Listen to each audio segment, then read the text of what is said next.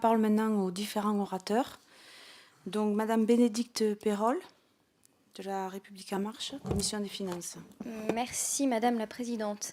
Merci pour cet exposé et de venir devant nous effectivement répondre à nos questions qui, je pense, sont multiples. Pour ma part, déjà, j'aimerais juste revenir sur ce dont on parlait tout à l'heure et la démonstration qui a été faite que les fenêtres, le ciblage qui est fait notamment, et le fait que vous vous basiez sur la simulation du modèle Minéfis de l'ADEME. Là, sur ce sujet-là, j'aimerais savoir si vous avez croisé cette simulation, cette démonstration avec des potentielles analyses que peuvent faire les professionnels du bâtiment. Ça, c'est une première question.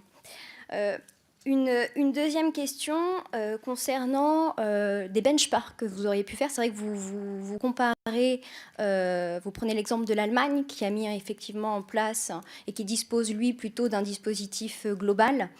J'aimerais savoir si vous avez pu effectuer d'autres benchmarks avec d'autres États européens qui pourraient avoir un modèle plutôt équipement par équipement comme la France et ce qui entre ou pas dans les dispositifs et pour ce qui nous intéresse, notamment les fenêtres et les portes. J'aimerais aussi vous interroger sur notre projet de transformation du CITE en prime, si ça fait partie de vos pistes de réflexion, les potentiels effets. Est-ce que les ménages iraient, et notamment les plus modestes, du coup, seraient davantage propices à faire ces travaux-là? Voilà pour mes trois questions. Et ce que je voulais aussi dire, c'est que ce qui ressort vraiment de ce rapport, c'est l'information, et vous l'avez dit, le manque d'information et de visibilité des dispositifs. Et moi, en tout cas, quand j'ai lu le rapport, c'est ce qui m'a le plus frappé. Je pense notamment à l'éco-PTZ, qui est finalement ce dispositif le plus équilibré entre la logique de volume et la logique d'efficacité, qui est très très peu utilisé et qui pourtant, il me semble, est le dispositif le plus adapté.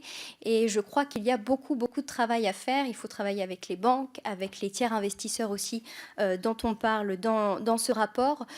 Donc je pense qu'on a effectivement des réflexions à avoir aussi de ce point de vue-là. Je vous remercie par avance pour vos réponses. Merci, Madame Pérol. Madame Sarah El Haïry,